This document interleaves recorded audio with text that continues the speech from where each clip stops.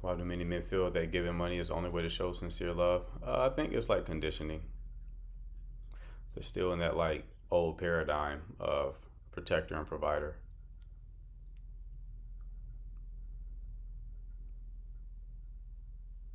In addition to that, it's what a lot of women say they want. So, you know, it's a fair conclusion. You missed me last night. My apologies, love. I was sauced last night. I couldn't come up here like that.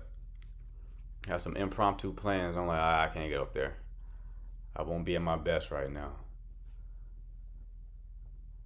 I said I won't be at my best. Hello. Okay, hello. How you doing? I'm doing well. How are you? I'm great. What can I do for you? That's good. So I've been on here before Uh huh. and I'm back again. Okay. And it's snowing. I hope everyone's like getting through the snow the Yeah. best they can. Um anyways, so my thing is I I'm obviously like I would just make it quick. Mhm. In a I've been talking to a guy for 4 months. Let's just say that. And I basically brought up like how I think we should, be in a relationship by now. And he's said no. And I basically asked why, and he just said because we're already kind of like working like towards that. Like we're working towards a relationship.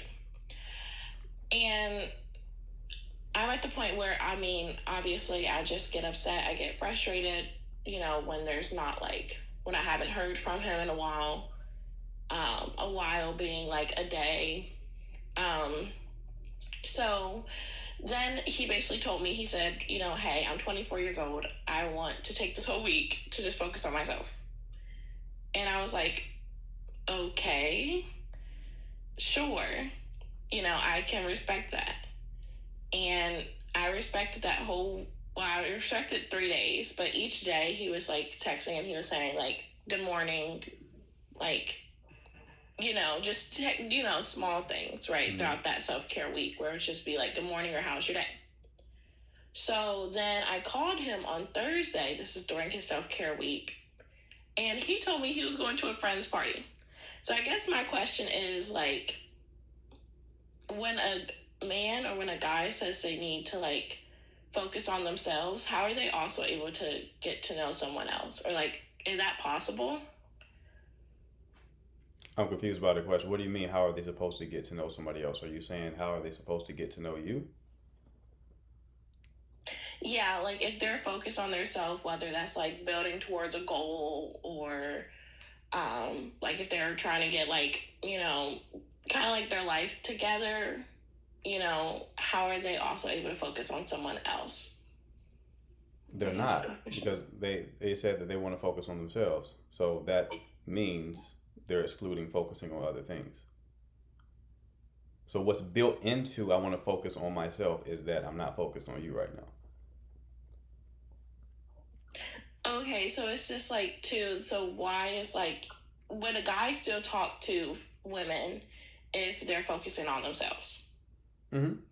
Yeah, I mean it depends on the guy, right? So it's like he could be saying that as a genuine representation of how he feels, right? Or he could be saying that as just a nice way to kind of like create distance from you. So it depends on what's motivating the statement, right? Okay, so like in that case, like if I'm like ready for a relationship, it's been 4 months, but I'm also willing to like wait like until he's obviously ready for a relationship. I'm getting to know other people as well. Like I'm not just talking to him only.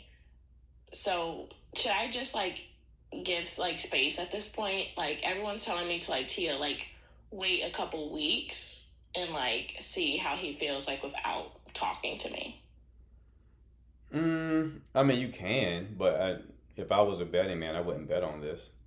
I say all the time in these lives, guys typically know within 3 months. That's like the conventional wisdom, and it's true, right? If somebody is dating you and they really like you, and y'all seeing each other, somewhat regularly, at least one time a week, Hmm. you get to month four, they're not trying to lock anything down. Okay.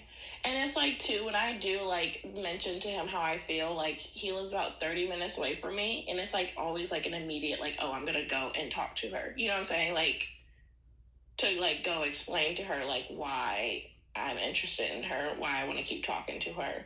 Hmm. Um, and I guess like we both told each other we weren't gonna ghost each other, like we weren't gonna just ignore each other. So I don't know. It feels just dumb to give people space, but I don't know. I'm in like my like feminine like era, so I'm not like trying to be aggressive about the situation. Hmm. So I guess I should see what given space will allow. And or was there anything like? Do you think people would need space? I guess if they're focused on themselves. Everyone's saying let them go. Hmm. Yeah, there's some wisdom in the chat. Yeah, that would be the wise thing to do, would let this connection go. Um, yeah, I mean, a lot of times people who are like more avoidant will ask for space. I'm not saying they're the only ones who do so, but the timing of him asking for the space, like that came after you said we should be in a relationship, right? Yeah, Yeah, so yeah. that was the trigger for the need of space. So you asking to be in a relationship is what made him even want space to begin with. So this is someone who likely doesn't want to be with you, not at least in a relationship capacity. Because with relationships comes expectations, right? Comes Mm, certain standards. But when you're like in a situationship dynamic, it's like preferred. I get all the benefits without any of the expectations. I don't have to do anything. There's nothing required of me, right? So it sounds like he doesn't want to enter that type of dynamic with you or at all right now. okay. Even if he says that he likes me. Words don't mean anything. Behavior means everything. Yeah, I agree with that. I agree with what he's saying. Uh, you know, Okay, Tia? Does it make sense? Yeah, yeah. It's just like the behavior is like I think in my head I'm like he literally drove 30 minutes to just, explain to me like why he likes me. Or like when Yeah, I did you're mention when we go confusing. on You're dates, he did confusing. start doing that a little bit. And You're confusing liking you with capacity with being in a relationship with you. mm, Two different things. Someone can like you, but then not have the capacity to be with you. so then you just wait You until don't there's you capacity. don't wait. I hear what you basically you're trying to ask questions that give you an answer that ends with you staying and waiting for this connection to work out. That's what you're waiting Mm, for me to say. You're waiting for me to tell you something that will allow you to cling to this connection. It's not going to happen. Nothing about this mm. connection shows that this will be an actual relationship. You could wait, but it's not likely to turn out the way you want it to. Dang. Okay. I guess it's just too like it's just something unique with like talking to someone for like 4 months, Yeah. and it's not toxic. It's not, well, I guess it's a little toxic, but I don't know. I guess it's just the fact of like I when a guy says like they're gonna wait, I guess for like to decide to if they want to get in a relationship. I don't know. That sounds better than just after 2 weeks of getting to know someone. I want to be in a relationship with you, which is something I've heard in the past. So Yeah, both are okay, problematic. Yeah, you don't want yeah, someone moving that fast, but you also like the 4 months is more than enough time to like determine if you can actually work with somebody. Okay, so yeah, but best of yeah. luck, love. Thank you so much. I appreciate the live. Everyone stay warm, and I guess it's snow time or this time is a great time to invite someone over. I don't know. Okay. All right, Thank you. Bye no bye. problem. Take care. All right, Jordan, what's going on, man? yeah. How you doing, man? Great. So I'm going through a pretty rough breakup right now. Mm-hmm. It feels more like a discard, if anything. Mm. So long story short, I have some past trauma that not relationship wise. So I lost my mother 4 years ago, the day after Christmas, right? Mm. And so there's certain days that I just shut down. And it's been pretty consistent. I haven't gotten the official help until now. Like I've gotten help for it, Mm-hmm. but leading up to the breakup, I would shut down a lot. And the day of my mother's anniversary, the death, my girlfriend pretty much broke up with me, Mm. and it was rough. So I was really confused, man. And she ended up sending me a 14-minute message like a week after. You know, we've been having discussions between that, but I guess she wanted me to give me more clarity. And she said two things. She said she was too emotionally dependent on me. Mm-hmm. So on the days that I would wake up and I was just kind of like quiet and shut down to myself, she took that as, oh, we're gonna have a bad day. Like we both are gonna have a bad day, right? Which that wasn't in my intention at all.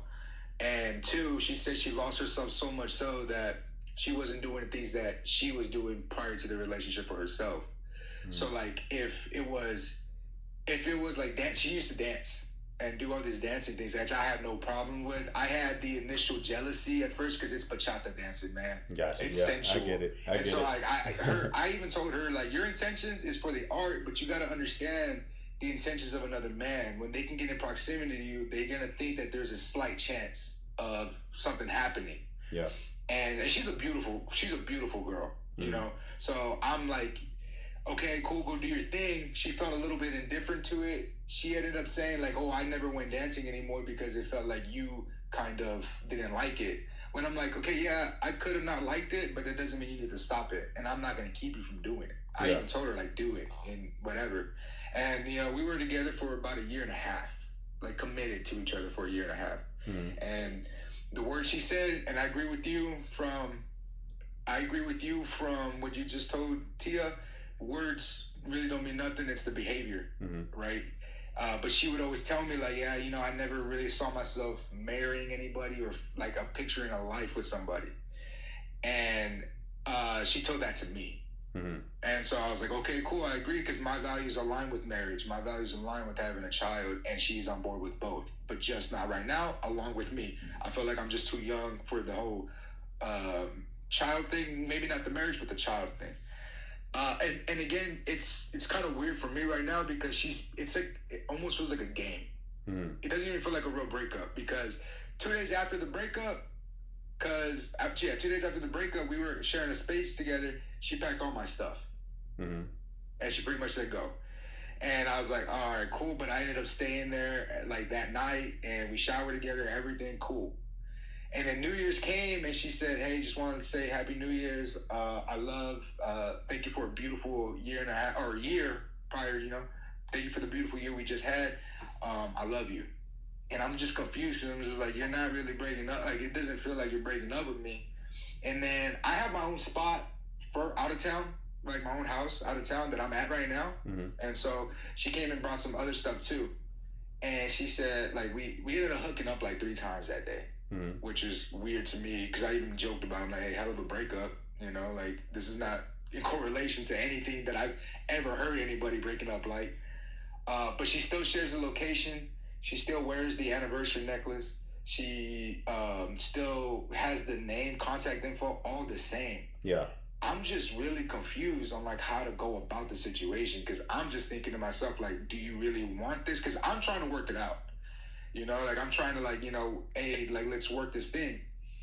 Her whole thing when I mentioned that, like working it out, because I told her, if you care about the relationship and you cared about me so much so, you should have mentioned the whole shutting down kind of eliminated the connection for us. And if I don't change that, maybe you should, you know, obviously take steps in another direction. Mm-hmm.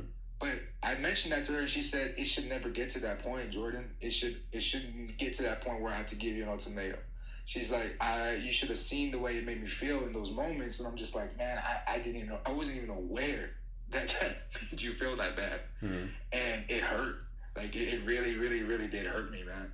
Mm-hmm. Like I said, I'm just confused about the whole situation, and I don't want to be like Tia, like waiting around, because I'm giving her their space. I'm giving her the like, hey, you know what? If your peace is without me, then you can have that. Learn your peace without me. Mm-hmm. Like I'm good, but if you're gonna keep on kind of like doing the whole location thing, if you're gonna do the whole pictures and all that stuff, like, hey, what is that signal to me?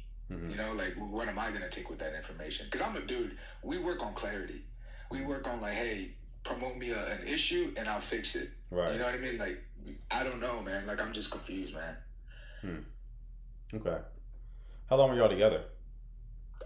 So outside of the committed 1.5 years, about another 3 months prior to that. So, yeah, about going on 2 years. About 2 years. Okay. Yeah. Okay. A little shorter than that. Yeah, there's some degree of avoidant attachment here. I can't really ascertain if she's fearful, avoidant, or dismissive. But there's definitely some avoidant attachment going on. Because you gotta understand, like, avoidant people don't speak up for their needs. Yeah. They don't speak up for their needs. They suppress their needs, right? And some avoidant attached people can like default to people pleasing behaviors. So like if you say, "Hey, I don't really feel comfortable dancing," they just like, "All right, I guess I'll stop dancing," right? Yeah. And then eventually they get to a place where it's like, "Oh wait, I'm losing my independence," and then that triggers them to start deactivating and creating space.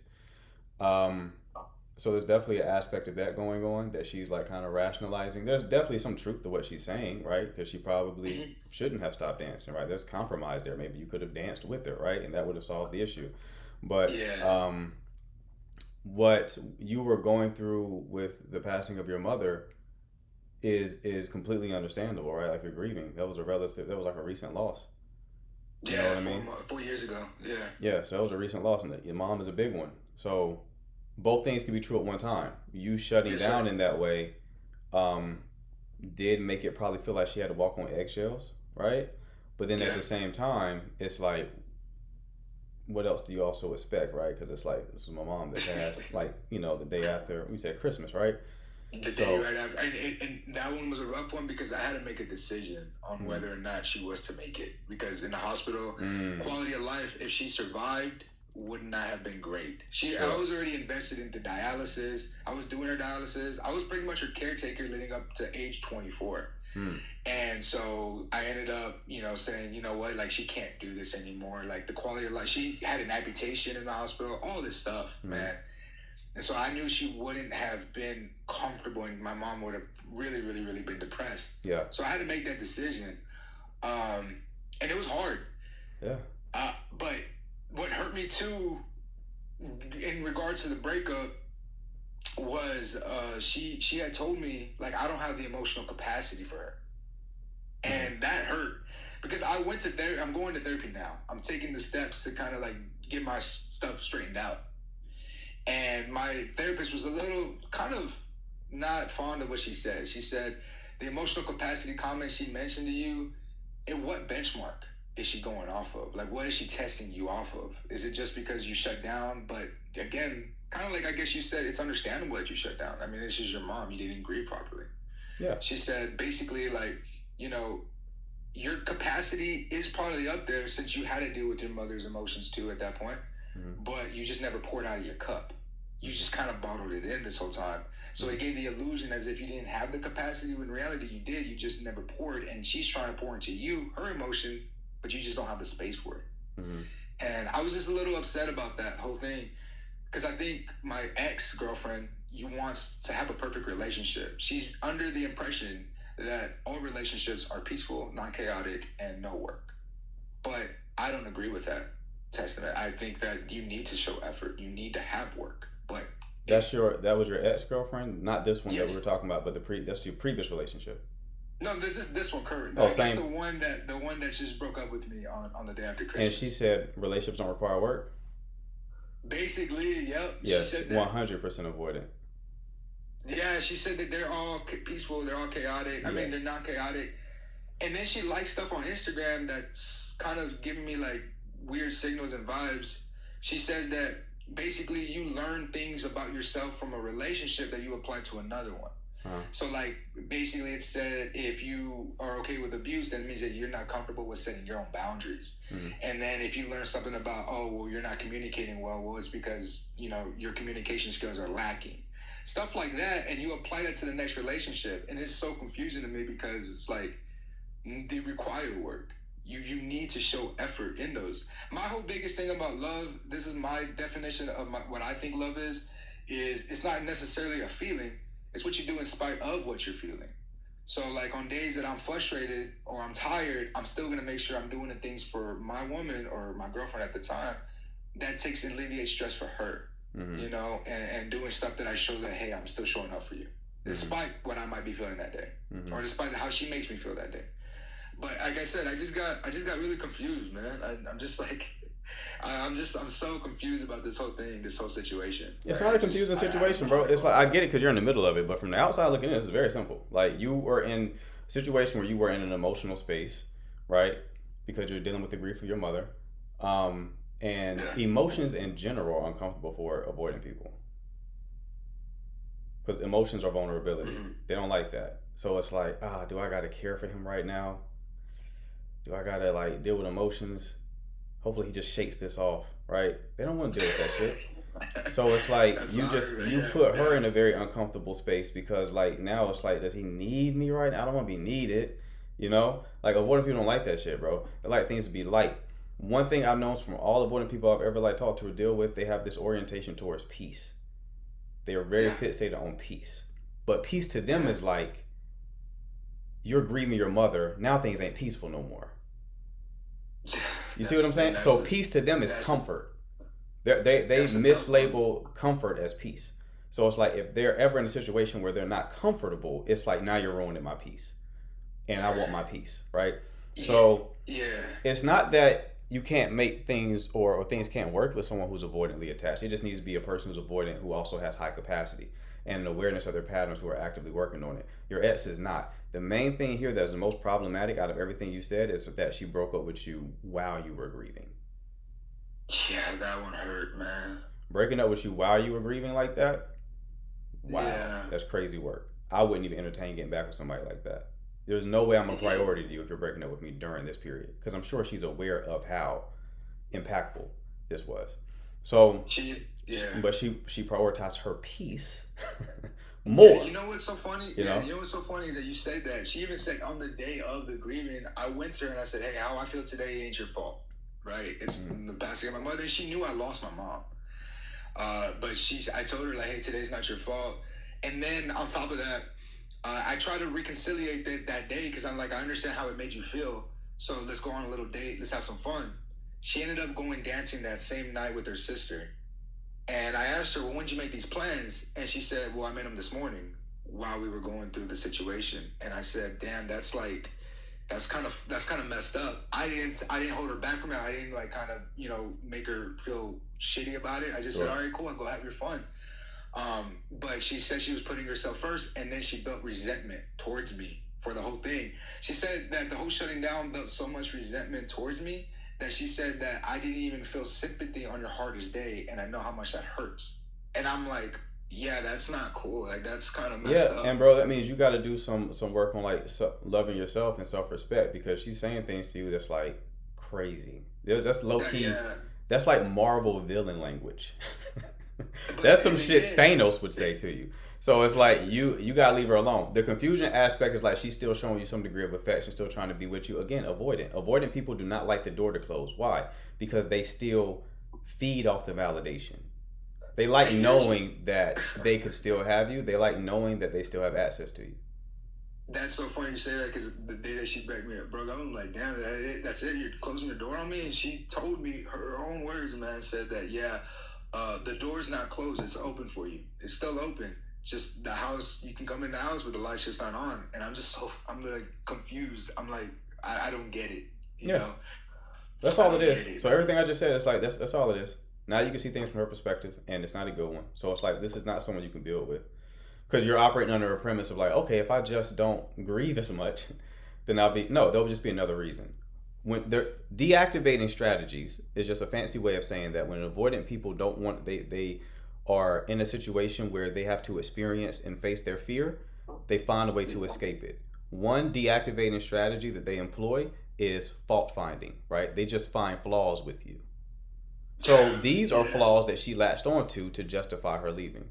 If you were to remove these flaws, she would just find more. So it's not a winnable situation.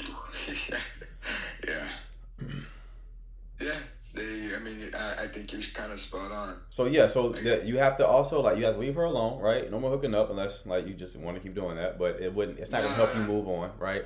So, but you also got to start working on like, maybe you can work with this with your therapist, like self-love, self-respect for yourself, because you got to get to a place where when somebody treats you like that, you don't want them anymore. It should give you the ick almost, like, ugh, that's how you moving? Nah, I don't even want to be in I don't want to be in your presence anymore. Yeah. You got to get to that place. Okay? Yeah, I appreciate you, man. Appreciate the words. Absolutely, big dog. Keep me posting how it goes, all right? Nah, you're good, man. I followed you, I believe. So if anything, I can hit you up later about it, man. Appreciate you. You take care, bro. Thank you. Tino. Tino, are you there? Because you're muted.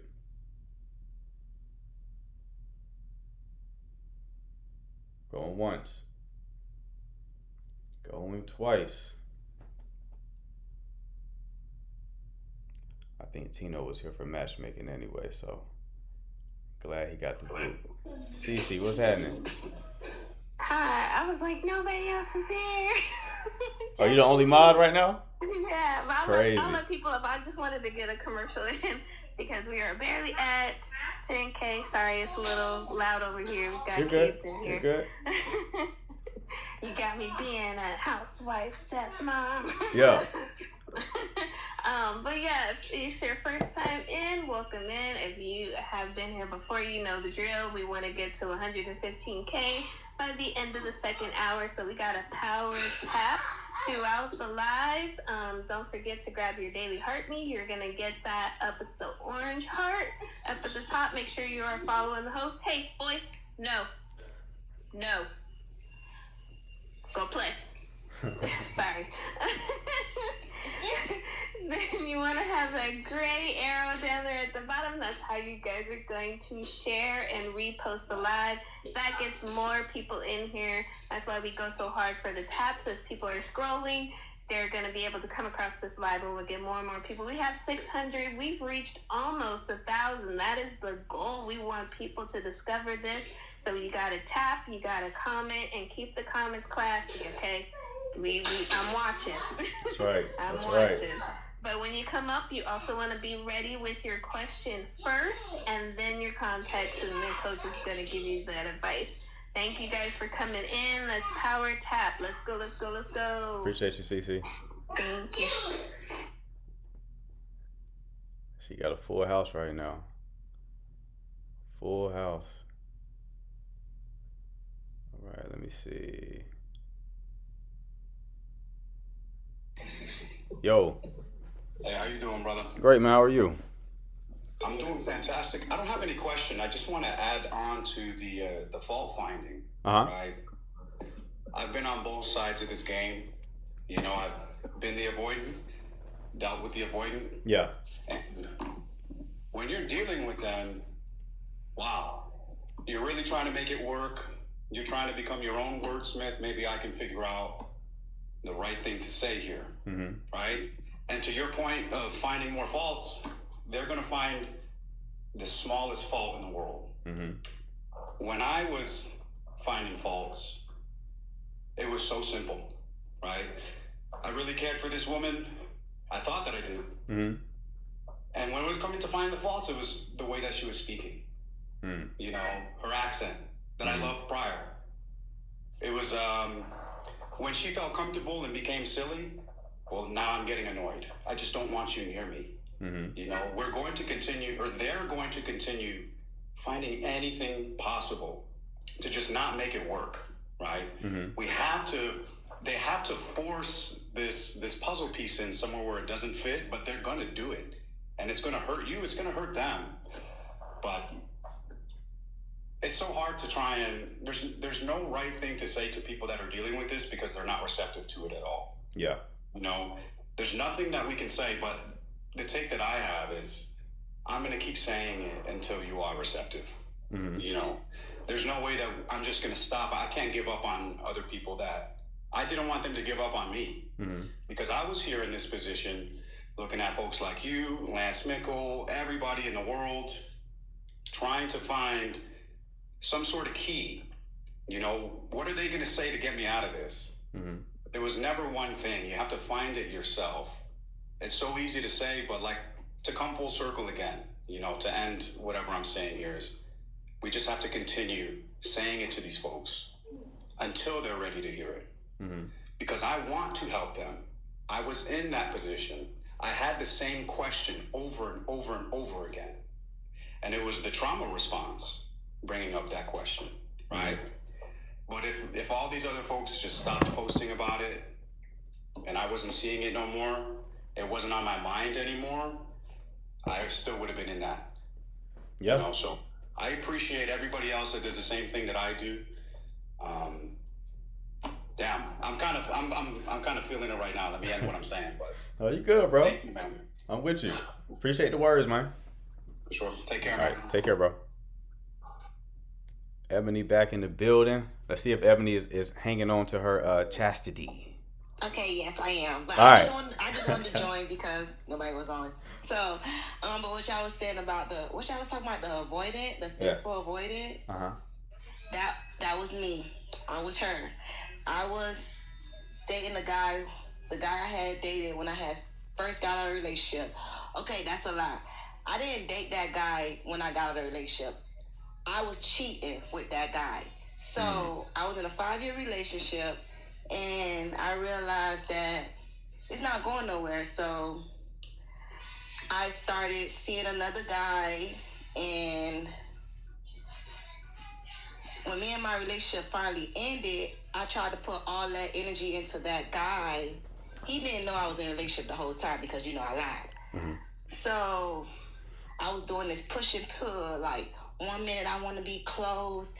Next minute I just go ghost and just go MIA, and I pop back up 2 weeks. Or I never let a month go by. I let it be like 2 weeks and a half. I pop back up like, hey, I miss you. He'll come through, and like he was trying to be, and this was going on for like almost a year, which is ended like last year in October. He still never knew that I was in a relationship the whole time because I lied. So I always kept that part to myself, and that guilt, it made me feel bad because he never knew the truth, or I'll just leave and come back. But the relationship was already over. You should feel bad, honestly. Hold on, big dog. You should feel bad. I think. Feel bad. Okay. But okay. Keep going. So so I felt bad. I didn't really feel bad, but I felt bad because, I never told him the truth, but I want that closeness. But then when he'll get close, I just like run away, or I just type this long paragraph. Like, I just can't do it. Like, and he was so patient with me, and to the point he just couldn't be patient with me anymore. And then he ended things, and then a month went by that he came back. He was like, you know what? I'm sorry for the way I ended things. I still love you. Yeah, but I took him back. I made him wait a week, to respond. But then I took him back, but then, he thought everything was good. Then I ended it again, and he was like, listen, like, I'm just done, right? And then when I tried to text him, like, 2 days later, he just ignored me. And then I texted him again, then he ignored me again. And then, like, 2 days after that, I had popped up at his job, right? So I had called a friend of mine, and she's an older woman, and she gave it to me blood raw. Like, she gave me that blood. She was like, listen, like, you need to go seek help. Like, what you doing is not healthy. Like, you need to go see a therapist. And I did want to go see a therapist. I mean, I still got a little bit of the overthinking, but I'm not at the extreme how I was, like, pulling back, running, coming back forward. Yeah, I cheated. Yeah, it was a mistake. No, it wasn't. It wasn't a mistake. It was a choice. Maybe not. It was a choice. It was a choice. And one thing I can say about men, I feel like women don't give men the credit. Men have intuition as well. My ex at the time, he sensed something was off with me. He felt it. Like, we was intimate. He was like, I just don't feel like you was into it. And I was like, you never said that before. And he was like, exactly. He felt it. But we broke up not because he caught me. He never caught me. The guy never knew I was in a relationship the whole time. That was my first time ever, like, cheating. But yeah, I became like a fearful avoidant because I was living with a lie. I wasn't living in my truth. And when you're not living in your truth, it caused a lot of mental health. And I don't feel ashamed, because at the end of the day, I understand a lot. Cheating is a choice. It's not a mistake, because I could have stopped and didn't go on the dates, but I didn't. I could have stopped going over and chilling with him. I could have stopped when that first time he wanted to be intimate, and I turned it down, but I still went back. I could have stopped. It was a choice, because the flesh flesh. I just gave in to the flesh. Like, honestly, like, I gave into the flesh. Yeah, once I gave into the flesh, my relationship wasn't already where I wanted it to be. But once I gave into the flesh, it's like I didn't care no more about the relationship because, what I could say, I don't believe women could cheat like men. I couldn't. You get what I'm saying? Once I gave my body to that man, I became emotionally invested. Like, my mind was somewhere else. Like, I was no longer there anymore. So doing that, living a double life, trying to keep up a double life caused me to like feel like I had the split personality, and then it caused me to be like avoided in a way, and yeah, it was just Yeah. Well, it's good you're taking accountability, Ebony. You know, you're getting the help. You know, but like I always said, like if cheating was murder, it would be premeditated murder. So it's like there's so many micro decisions you have to make to even put yourself in a position where you can actually go through with cheating that it's like, yeah, come on. That whole, like, it's a mistake, accident is nonsense. But that's good that you know, taking the accountability and you're on like a healthier ground and you find yourself like a healthier connection. So, you know, we're going to. Yep. And I just want to say, man, when you got that intuition, y'all need to listen to y'all intuition. If you're talking to a woman and you feel like she don't like you, she don't like you. Yeah. I'm telling you, because I done talked to guys who I was just using for dates and I didn't really like them, and they'll always feel like I didn't like them, and I try to convince them that I like them knowing I don't like them. I'm just giving you guys a heads up. You feel like she don't like you, I'm sorry, she don't like you. Yeah. So that's it. That's all I gotta say, y'all. I'll be back again tomorrow. Appreciate you, Ebony. I love the accountability. Okay, Cincinnati. Yo. Hey, how you doing? Great. How are you, man? Good, man. I saw your backdrop here, and I had, I guess just wanted to try to get an opinion.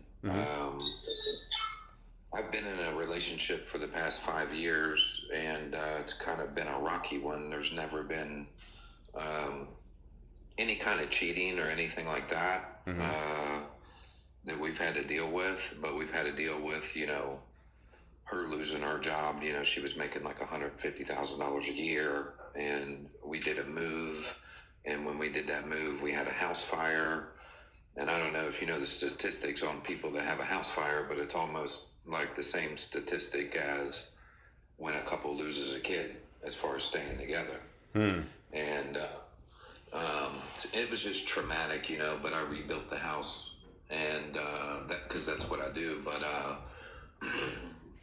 anyways, a long story short, I've had a lot of childhood trauma that I just started kind of dealing with, like about a year and a half ago.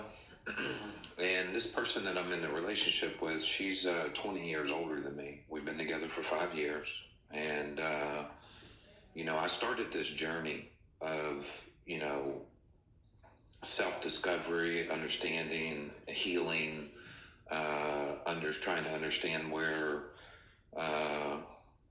my part in my wrongdoings and why I do the things that I do from the childhood perspective. And so I feel like I've come like a long, long ways. And through that process, she started going to therapy and talking with a coach and stuff too. And we got to this place where like we were both trying to heal ourselves as individuals so that we could be better in our relationship, right?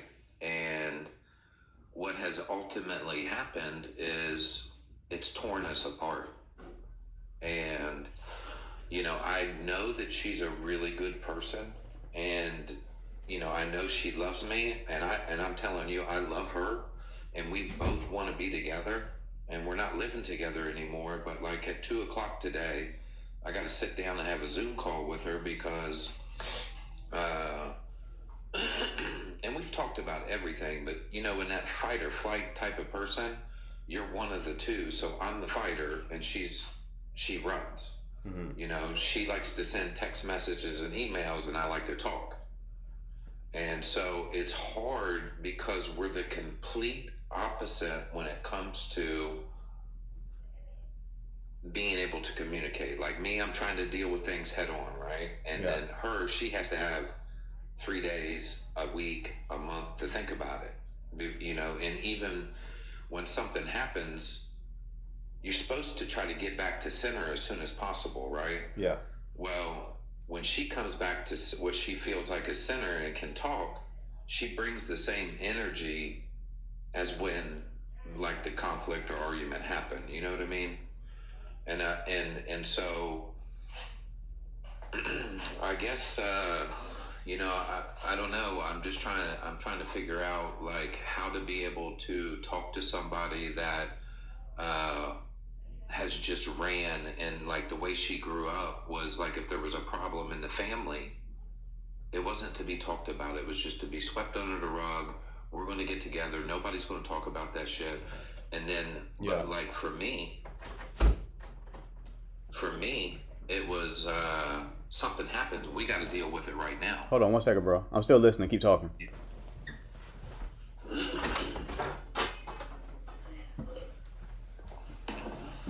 So, anyways, I've got like I said, you know, I have a 2 o'clock Zoom call with her, and you know, I don't know if you heard that last bit, but like, if we had a problem in my family, we handle that shit right then, so it doesn't get bigger. Sure. So here's what's happening. She's running. I'm trying to, you know, face this head on. So, and she runs. And so when we come back together to try to talk about it, I'm even more frustrated because she ran, and now she's coming back with the same exact energy. And I just, it's hard to deal with, man. And I want to start by, I want to hear what you have to say about that. But like, we really are trying to come together. But it's like this big, you can't hear me, you can't see me on both sides. You know, and you know how important that is in a relationship. You got to be able to hear the person, understand the person. Instead, it feels like defense all the time instead of communication. Sure. And this isn't a marriage, is it? Is this a marriage or just a relationship? Well, no, it's a relationship. Okay. We've bought houses together, and like we've been living like we're married. Okay. And y'all have been together for how long? 5 years. 5 years. And how old are you two? So I'm 45 and she's 65. 45, 65. Okay. How did you meet? We met at Home Depot. I Home do, Depot. yeah. Nice. And we met at Home Depot. I do renovations, and she had just moved to the state, and we met. And then a year later, we started our relationship right then. And a year later, we moved out of state to another state together. Okay. So together for 5 years. You said something about like a house fire, and you said that pretty much the pattern that keeps repeating is whenever there's conflict, she'll run. You'll want to solve the issue immediately, and then she'll run, and for like a undetermined amount of time, right? Yeah. And then she'll come back and want to kind of brush the issue under the rug. Not really brush it under the rug, but like basically come into the conversation exactly how she left. And What does that mean? and then so like say me and you we're having an argument about how to do something, right? And you say, you know what, fuck this, I'm out of here. You know, and I'm like, well, hold on, don't do that. You know, like I want to make sure you understand how I'm trying to do this. And you say, no, forget that, I'm out of here, and you take off. And then you come back and you say, you fucking did it wrong. You know, like you're bringing the same energy so like in a disagreement, in a relationship, you're supposed to be able to come back to center as soon as possible with the understanding that both of you are trying to get back to center to be understood and have a clear line of communication. Sure. And it feels like she comes back and muddies up the water with with the same kind of energy that started it in the first place. Gotcha. Okay. And then the running happens again, and the fighting on my end, trying to be understood and trying to get her to understand. Like, and when I say understand, I don't mean I need you to agree with me. I just want you to understand where I'm coming from. Gotcha. So issues are never resolved. So she like y'all have like a heated moment. Yeah. She runs, comes back, but she's still kind of heated over the past issue. Yeah. Okay. Does she bring up like the same issues over and over again? Yeah. She Either she even realized- after y'all have reached some sort of conclusion, she continues to bring it up. Yeah, because she's the type of person, she's just figuring out that she didn't have the kind of love and support that she needed as a kid. Uh-huh. And now she it's like she needs it 10 times more now as an adult. So every time I think I'm hitting a goalpost, it moves. Like nothing's good enough. You're dealing Like, with I that. need more. Yeah. Like if Okay. if I got don't you. meet her expectation. I got you. You're dealing with a fearful avoidant. Yeah. So someone who's both anxious, preoccupied, and avoidant Yes. simultaneously. Hard to Yeah. deal with, especially 65. Because 65, like I feel like you can always grow, you can always change. You start getting in your 60s, bro. That's kind of like who you are at that point. For the vast majority of people. Outliers Yeah, exist. But yeah. the vast majority of people that hit 60s, it's like this is them. Take it or leave it, right? Right. But yeah, you're dealing with a fearful avoidant. That's why I was asking you specific questions. Like, they don't let things go. They bring up the same issue over and over and over again. Even if it's been quote unquote resolved, they're going to still bring it up, right? Because they have a very deep betrayal wound, right? So what I mean by that is they're very sensitive to like you not doing what you say you're going to do. They expect you to be a mind reader as well. And if you're not a mind reader, they take that as a symbolic representation of like, well, you must not care about me to the degree that you say you do. Because if you did, you would know why I'm acting this way, why like what you did wrong, right? They expect you to read their mind a lot. It's tough. So you're like, she's tapping into her avoidance side when like y'all have conflict and she leaves. And then she comes back and she gets anxious and she wants to be understood. You may have a degree of an anxious attachment. What tells me that is you're even tolerating this to begin with, right? If you're more secure, you probably would have broke up with her by now. So you tolerating this type of dynamic would suggest that you're more anxious, preoccupied yourself. If you're anxious, you don't want, like when there's an issue, you want to solve it right then because you're dysregulated. Your nervous system is dysregulated. And dysregulated just means like you feel like an internal charge, right? So it's like, Right. you know, anxious people fear abandonment. They fear like somebody leaving them, right? So it's like when conflict arises, the conflict symbolically represents like you being left. So you get dysregulated and now you want, the only thing that will calm you down in your mind is a solution. So like this conflict is threatening the relationship, it's triggering my abandonment wound. So therefore, we need to solve this shit so I can feel better. But then she runs, right? Because to someone who's especially avoidant leaning, what makes them feel better is space.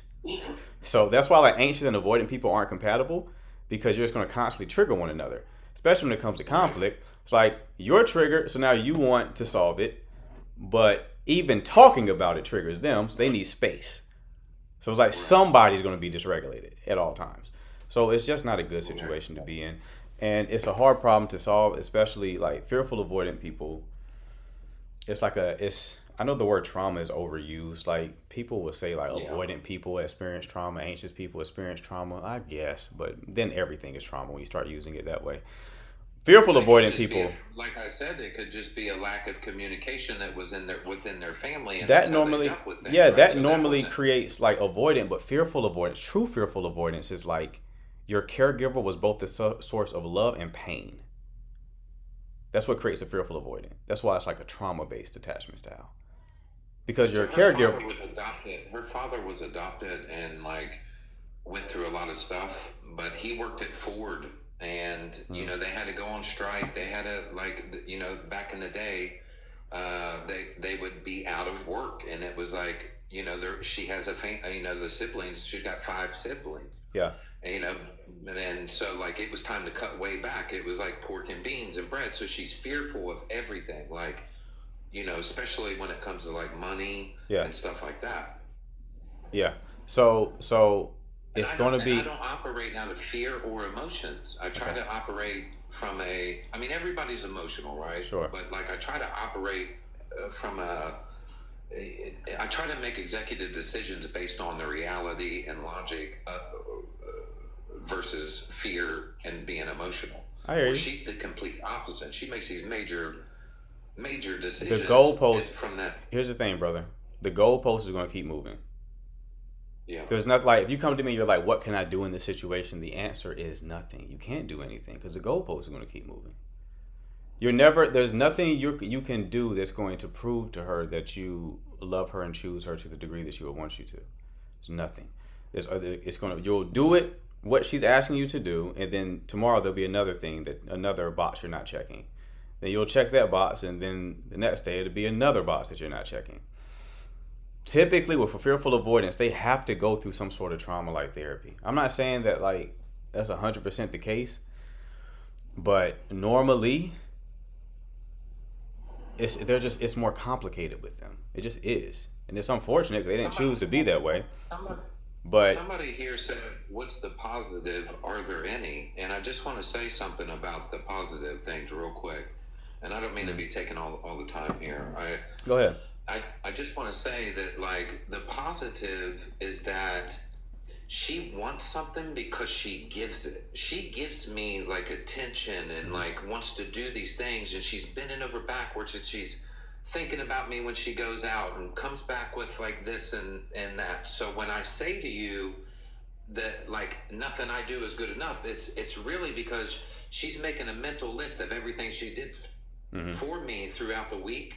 Yeah. And if I don't meet whatever that expectation is in her head, as far as like, did I get her this at the grocery store? Was I thinking about her? Did I, come home with flowers, or you know what I'm saying? Like, and maybe some of that is me, right? Like, I think a lot of people don't date anymore when they're dating or living together. You know what I'm saying? Yeah. And so like, I ask myself, am I thinking about her enough like she thinks about me?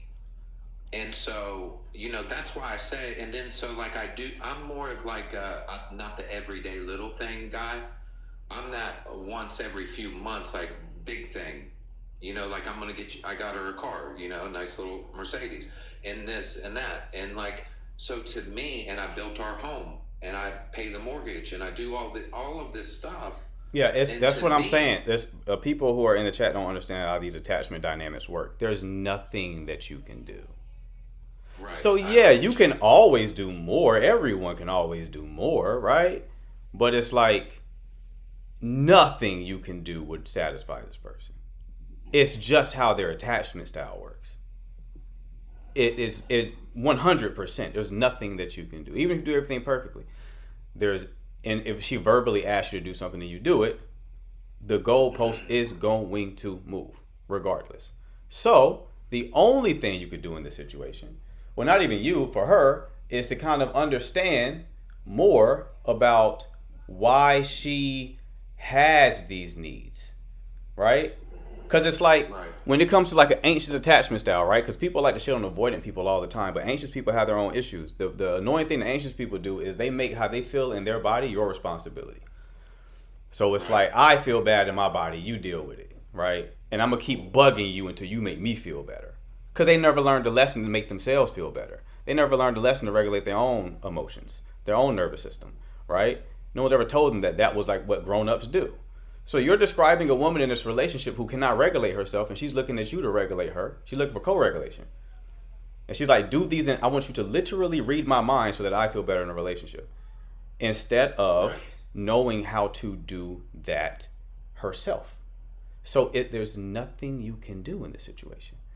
So I wish there was something that you could do.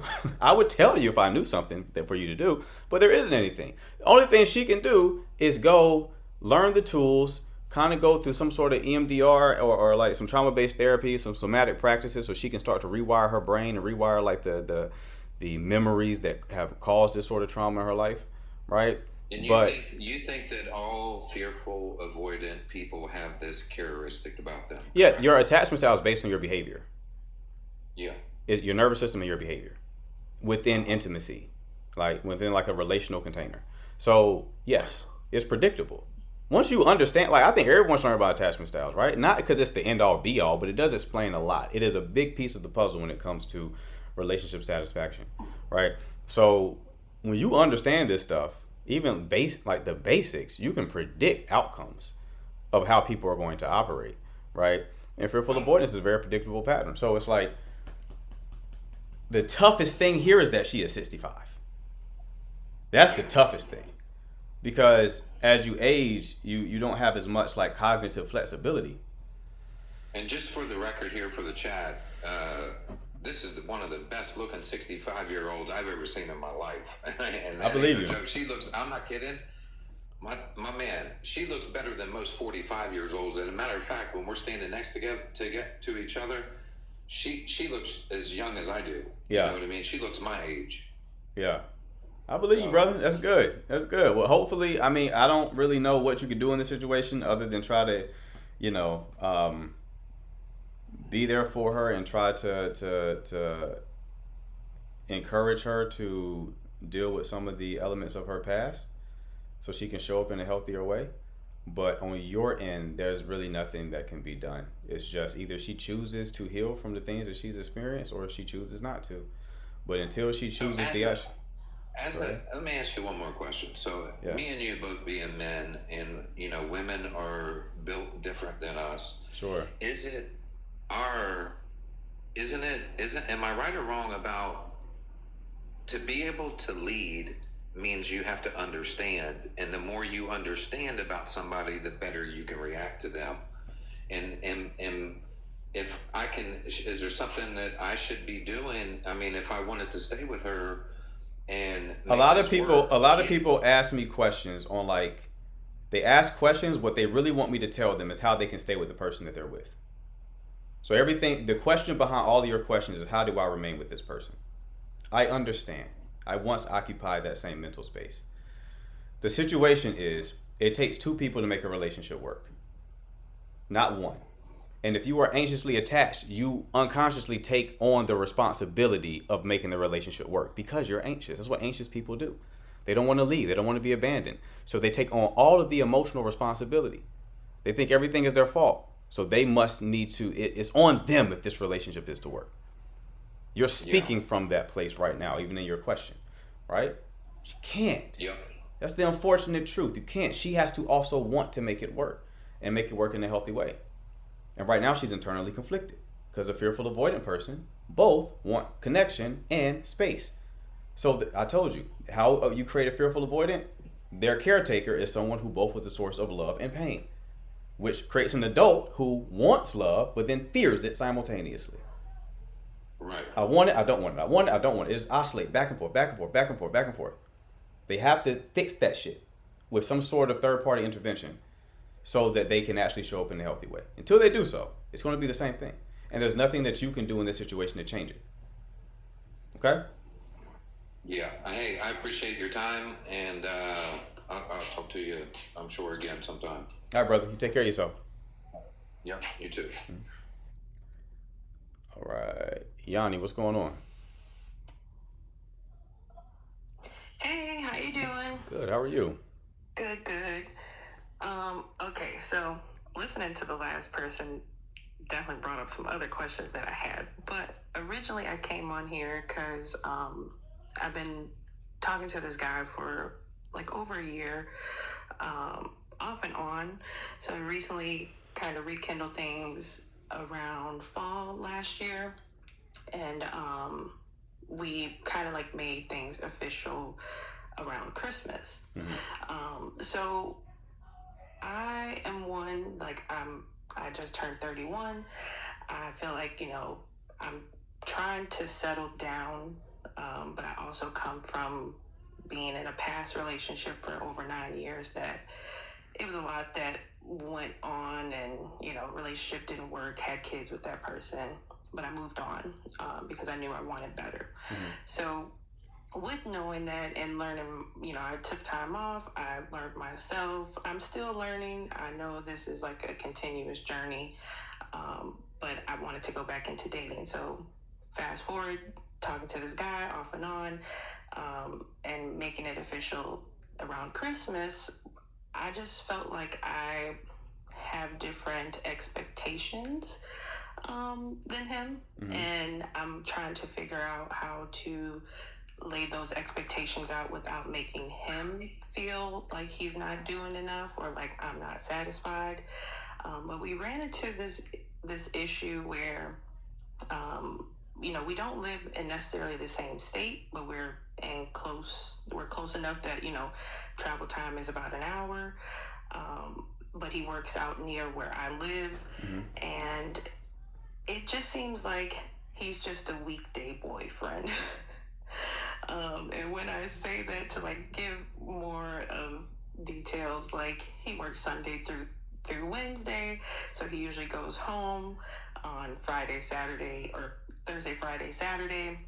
But I always feel like it's we're only hanging out during the weekdays or like the days that he works. So I question, like, is this a real relationship? Is this, this is not what I have the expectation of a relationship, because, when you're dating someone, you're learning each other's time and schedules and things like that. But I feel like he only wants to hang out when it's convenient, meaning like when he's going to work and he's out this way where I live, and then we'll hang out. So I've dropped during conversations the expectation that I'm expecting, like hanging out on weekends or, just being able to have unbothered time where it's not like we're spending that time together, then having to wake up the next day to go to work. Like we're actually getting the valued time together. And his excuse was pretty much like, well, I share a car with my mom, and I want to relax on those days, and I enjoy my alone time, and I'm gonna keep, it was a lot of like, it kind of got defensive to the point where I felt like I wasn't being heard, and kind of like he was sidestepping to the topic that I was trying to address.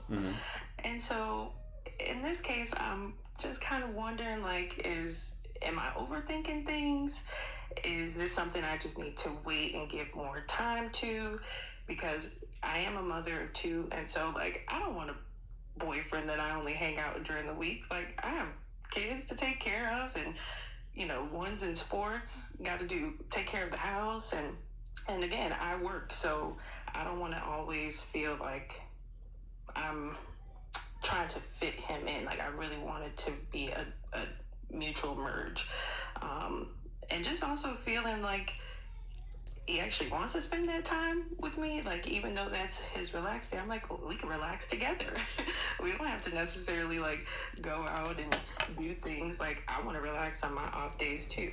Yeah. So I just questioning if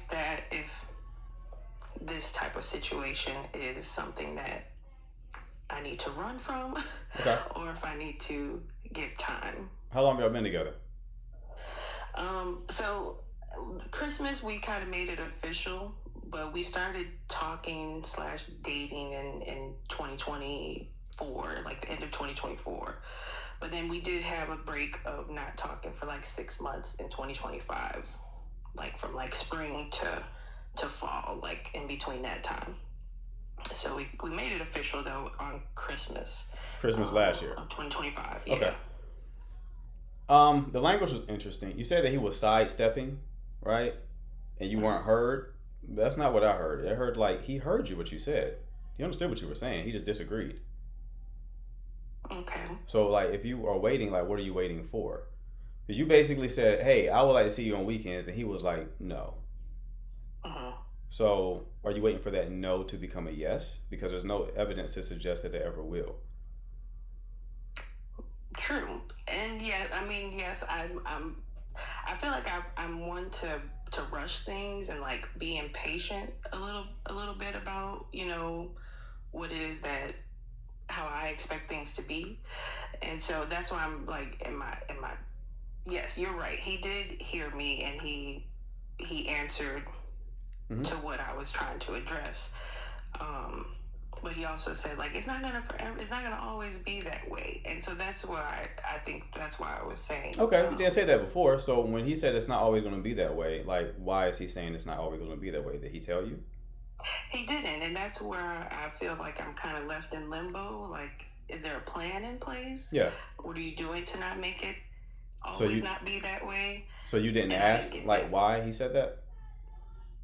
No, Okay. I didn't. I just kind of was like, okay, like, you know. Sometimes I wish I could just like swap bodies with y'all for like an hour so I can just get ultimate clarity over your situation. Because so many times it's like just the question isn't asked of people.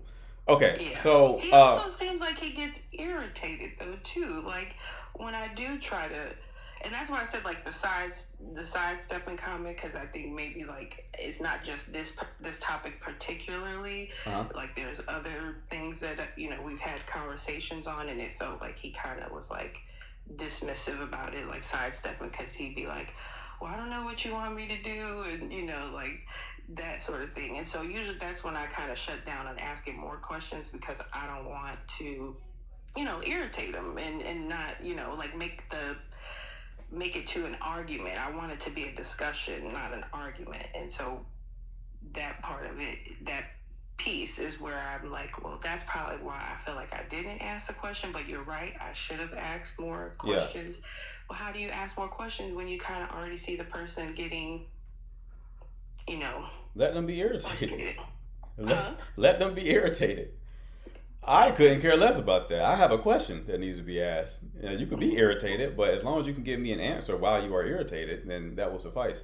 So, I would be curious to see why he is saying that it won't be that way forever. But you said that anytime you bring so basically, based on what you just said, whenever you are voicing a need that you have, you kind of read his body language and his energy, and he's starting to get irritated as if he doesn't want to have the conversation.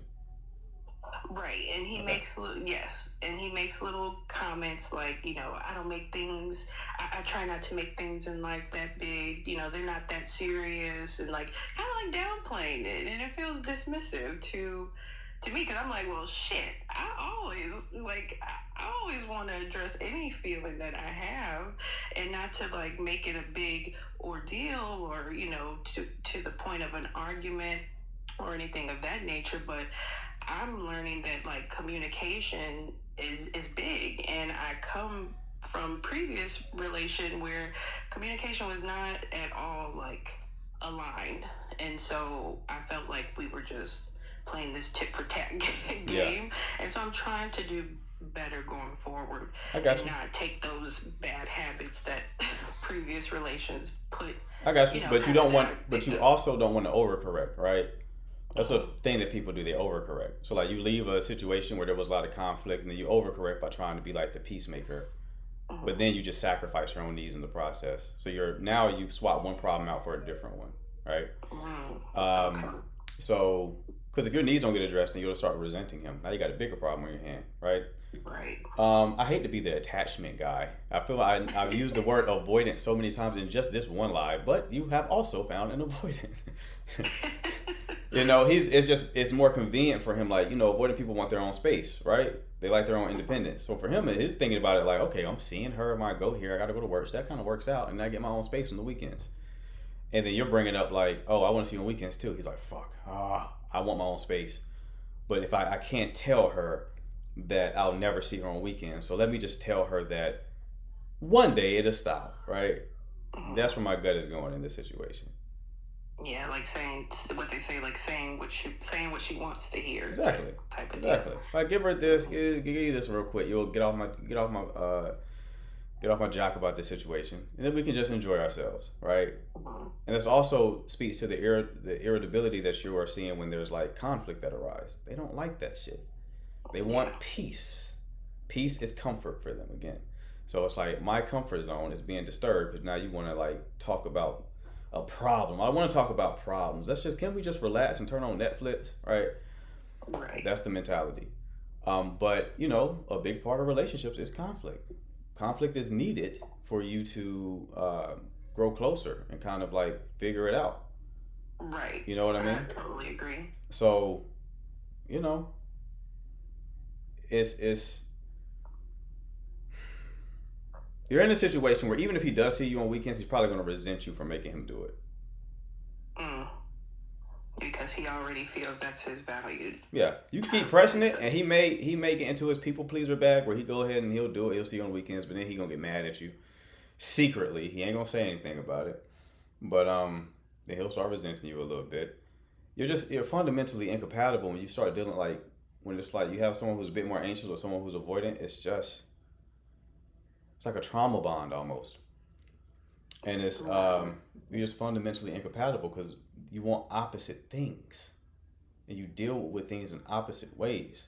And it's not saying that you can't work with an avoidant. I feel it's necessary to say that every time I bring them up because some avoidants have higher capacity than others.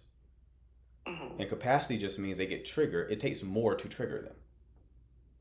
So that whole deactivating strategy that avoidants employ, it takes more to get them to that place. And those are the ones who it's workable with. And then there's some who actually have an awareness of the fact they're avoidant. They're actively trying to work on it. And they're not perfect with that, but they are actively they're aware, they know they're avoidant, and they're trying. They're not perfect, but they're trying. You can make it work with somebody like that. So you're saying I can maybe make this work? Is he? You haven't said anything that tells me that he's trying. Now, I'm not telling you what to do. I'm just here to elucidate the landscape. You make your own decisions. Right. But again, you're asking the question from the place of everybody else, which is how do I stay with this person? That's the subtext. That should be the title of today's live. How do I stay with them? Because that's the subtext of all these questions. Is okay, if you tell me I have to leave, I'm gonna stick my fingers in my ears. But if you tell me I can stay with them, we'll listen. No, I'm all for one telling me the truth, the one truth, and if it comes out to be, we're in the early stages, so if it does come to the point of this is not working, we're not aligned, and I'm completely okay with that. Okay. Because for me, it's about both people's happiness. Sure. It's not about one individual. So if you're not making me happy, or what I do and how I feel, whatever's not making you happy, then we just have to come to that realization. I agree. And I'm completely fine with that. I know that I'm an overthinker, and so that's why I brought this to this live today, because I just wanted to hear one from a male's perspective, but also just to get more insight too on that type of topic, because us women, we can be needy, but I don't want my needs to also feel like a burden to anyone else, because you don't have to deal. I agree with that. Deal with them, 100%. I agree with that. And there's there's ways that there's compromises that can be made at times, right? Where it's if I'm talking to someone who's anxious and they're with an avoidant person, secure people oftentimes can work with avoidant people. Why? Because a secure person is not as emotionally needy as an anxious person. An anxious person is emotionally needy because they're constantly scanning the relationship for threats, and then they are looking at what the other party is doing as a representation of how that person feels about them. So they contextualize all that person's actions as if it's a reflection of how they feel about them. So one thing I would tell anxious people is they'll want to call and text you all the time, and I'll tell them to stop and be okay, ask yourself why you were trying to call and text this person. Is it because you genuinely want to talk to them, or you trying to see if they'll answer the phone? You're trying to see if they will respond. You're looking at their reaction as if they're still in this or not.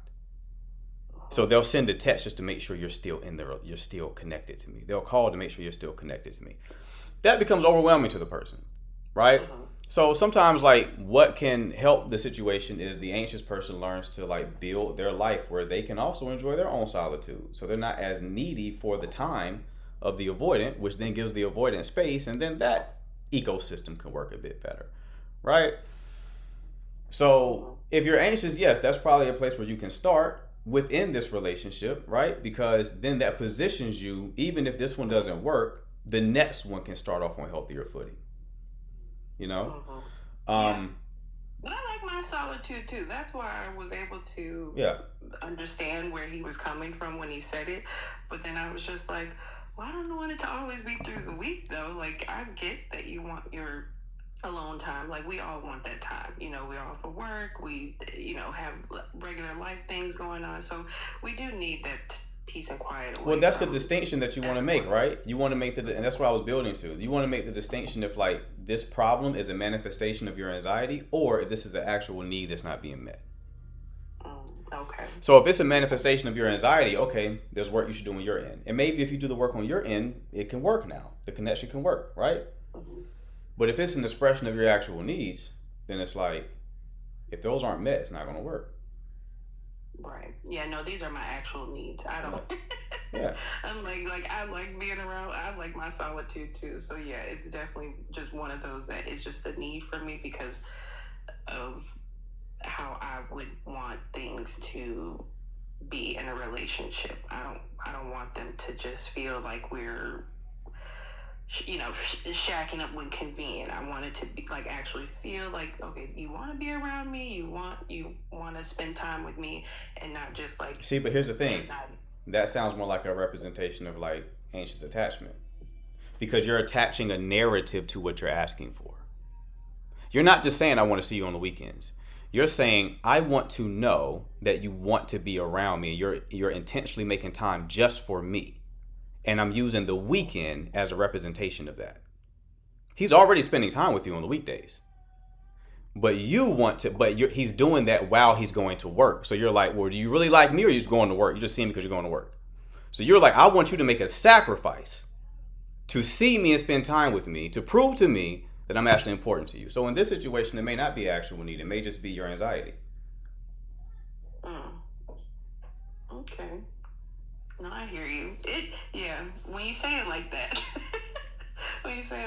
it does, yeah, it can give that. And so, yes, that's something that like I said, I am still working on myself, and I am learning a lot in this whole dating journey. Mm-hmm. I feel like I just want something, I want it different. I don't want it in this way. Because it doesn't feel like a relationship. It feels like convenience-ship. And so that, yeah. But no, I appreciate the insight. I think that was all the questions that I had, though. Okay, love. Well, keep me posted on how it goes, all right? Thank you, I will. No problem. You take care. You too. We are cooking today. Hey, now, what's going how's on? it going? Thanks for having me. Yeah, what's going on, man?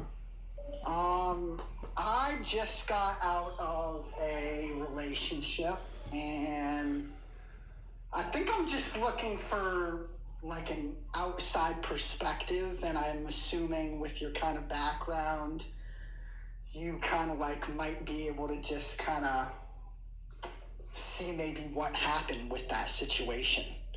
And I'll kind of be as brief as possible.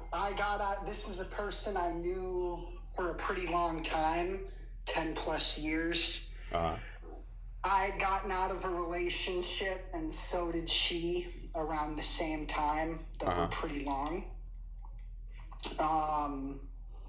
Came out here to see me, which is a few hours away. Things moved pretty quick. We kind of just got together. She ended up coming out here frequently. I would say twice a month. Sometimes I would, drive out there. Fast forward, things are going really well. She's talking about moving in. We're talking about plans.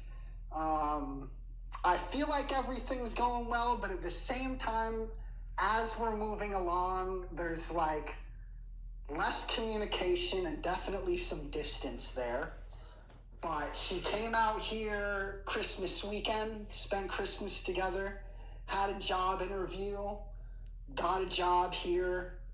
Seemed like she was, looking forward to everything, but definitely some, conflictions, which I think is perfectly normal, because if you've never moved out of state before or something like that, I've lived a lot of places, so I think it's normal to it's a big thing if you've never so I didn't think of it as anything.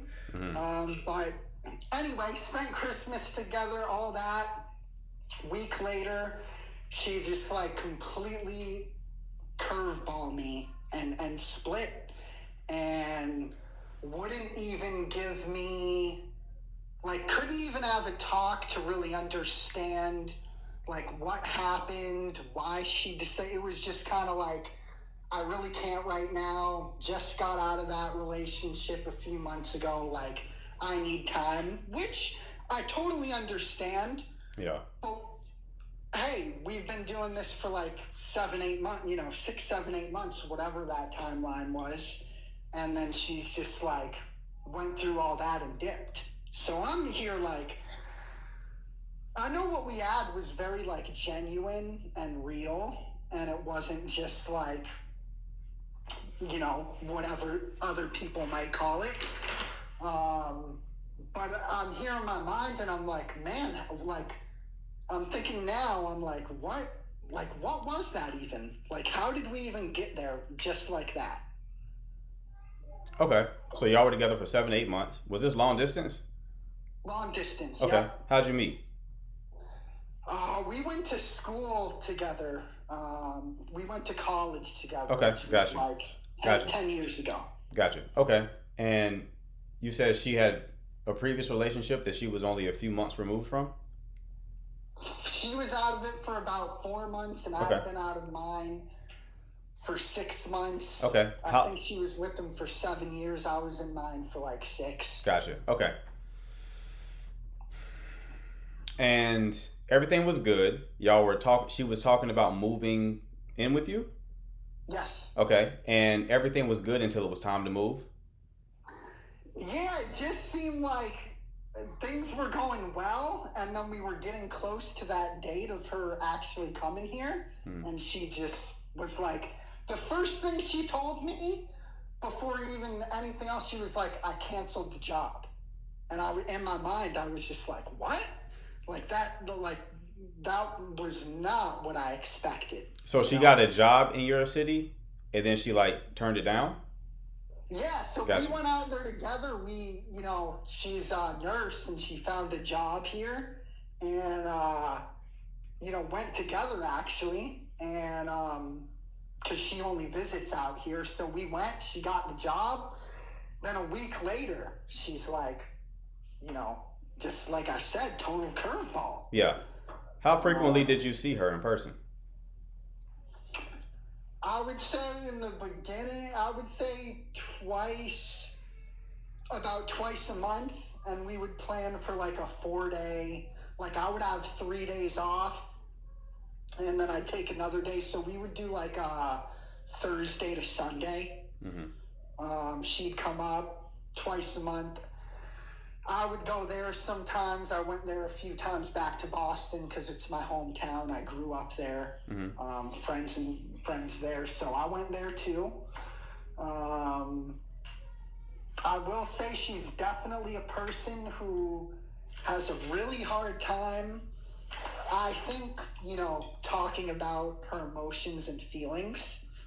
And I'm like the complete opposite of that. I'm like, I have no problem, speaking what's on my mind. And if you don't like it, then, too bad. But Did she end her last relationship? What'd you say? Did she end her last relationship? She did, yeah. Okay, apparently this is an avoidant themed live today. She found another one, another avoid. Okay, here's the thing. One, she was not healed from the past relationship. Yeah, like I don't think you weren't either. Y'all were together with the people that y'all are with for years and only had a couple of months removed from the past relationships. So y'all pretty much serve the function of being each other's rebound. Right. You don't get out of a 7-year relationship and you're ready for another one in 4 months. You're not ready to move in with somebody 4 months after ending a 7-year relationship or a 6-year relationship for 6 months. It's too fast, right? You haven't really processed the relationship ending yet, and it's like you just don't want to be alone, right? So it's that's the thing. Avoidant people are the number one subtype who are most open to long distance relationships. Why? Because they don't like to lose their independence and they fear intimacy. So the distance serves the function of keeping them safe. When that distance closes, that safety is gone. A lot of people end up in long distance relationships with people who are avoidant, and then the moment it's time to move in, either it ends or they do move in together and then it ends, right? Because it's like, the distance, the only thing keeping us together was the distance. If you hadn't decided to move in together and you just were still dating her right now, y'all would still be dating. You think so? I know so. There will be no threat to the relationship. Right. Because it was like a commitment. Yeah, but the thing is, though, my thing is like, I didn't like press for that. Like, it's just something we talked about, and she was like, I've always wanted to get out of Mass, and like, I get that, because like, I felt the same way growing up, Yeah. I always wanted to kind of like leave home. I feel like it's something you either like want to or don't want to experience. So I was like, no, I get that. And she's like back at home with her mom after the divorce, doesn't want to live there. So I'm like, I get it. But I just think like, and I could understand if she had been to me like, hey, I'm just not ready to move out there. But she just like whole 180, like not even like it's been 4 weeks now. Like she wouldn't even get back to me. Yeah, because you got to understand how they process it. So just talking about it is not threatening. There's no threat in talking about it. The threat comes when it's real. And now it's time to make moves. That's when the feelings inside the body start. That's when the dysregulation starts, right? Yeah. So then, for them to make themselves feel safe again, to regulate their emotions, they have to create distance. And distance in this situation is removing herself from the situation completely. Which also means removing herself from you, because you're the cause of this whole situation, right? It's like she also needs distance from you. So it's like, I get what you're thinking logically. You're like, okay, well, if that was the threat, then we could just go back to how things were. She's already been activated now. The cat's out the bag once she's activated. Go ahead. No, that makes sense, because you're basically saying I activated something basically in her nervous system that just made her like shut down. Yeah. Right? Yeah. And I get that. But I mean, what I don't get is like feeling like you're getting really far with someone and then just like, I think I personally have a hard time understanding like, how can someone say they love me, want to like, all the da-da-da-da-da, and then just like that, like not like a light switch, like day and night. I just... Yeah. Because they're activated. They weren't activated before. You weren't a threat before. Now you're a threat. So, is this something that I just need to like gone for good? Is that it? I wouldn't say gone for good, because they also don't like to close doors, because they still like that validation they get from the person's attention. But that thing that just happened will just happen again in different ways. So as confused and as emotionally impacted as you are right now after experiencing this one time, do you want to continue experiencing it? Not unless that person was willing to like work on themselves and like acknowledge that, I feel like, and that's hard, because I feel like, no, do I want to experience this again? Absolutely not. But I feel like it's like, I feel like no matter what, everyone comes with baggage, and it's just all about like what you're willing to accept, right? Right. So like, yeah, that's a hard one. I mean, it's hard because there's levels of baggage. You can have somebody have baggage, but they still choose you. Right? Maybe they got a bit of a temper. They get mad a little bit. And they're like, I'm sorry, I didn't mean to. They're still choosing you though, right? The baggage with this one is, I'm going to choose you sometimes, and then I'm not going to choose you sometimes. Yeah. No. So That's beyond regular baggage. Because they're fundamentally rejecting the relationship. Right? Just saying they don't choose you. Exactly. I mean, did she choose you? It sounded like she canceled the whole job and canceled the moving plans and now hasn't talked to you for 4 weeks. Doesn't sound like you were chosen in that situation. Without a doubt. And I think, no, absolutely, you're right. So, my thing is like, and I know a lot of people might think differently about this, and then I'll let you go, but like, I knew this person for a very long time, and we were friends for a very long time before, so like, and you know, you can call me stupid, a lot of people probably will, but I was like, if I knew 6 months in this was going to be the outcome, like, I wouldn't even gone there. Yeah. I would have rather just like had this person stay as my friend, because like, we had been there for each other for so long, right?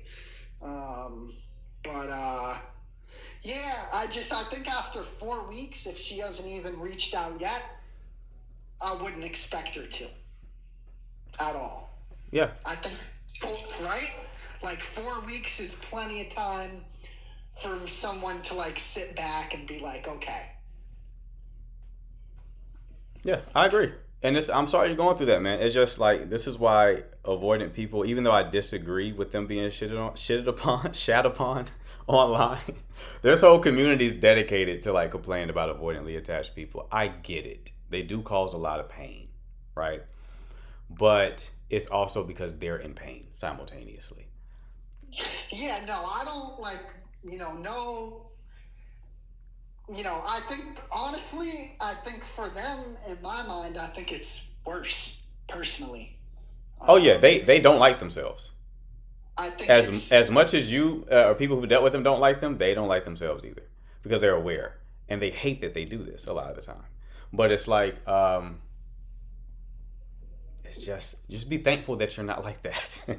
That's all I can tell you. Be thankful you don't have to deal with that problem, because it is one hell of a problem to have. So, but yeah, man, I mean, just sit with this. You'll eventually meet someone who can meet you in the way you need to be met. Unfortunately, this one didn't pan out, but also you could have wasted and invested more time in this than you actually did. So that is a silver lining. Yeah. No, for sure. So would you say overall avoidant people, when they leave, they don't reach back out, right? No, there's people who have gotten back together with avoidant people, but again, it's just the same cycle. Yeah. There's a subset of people online. It's the goofiest content on the planet, because it's like they missed the forest from the fucking trees. It's creators. Their whole content structure is around like how to get your avoidant back. Do this to get your avoidant. And don't you fucking Google this after I tell it to you. But there's people who make comments like, how to get your avoidant back. This is how you get your avoidant back. And they never ask the question, why do you want this person back?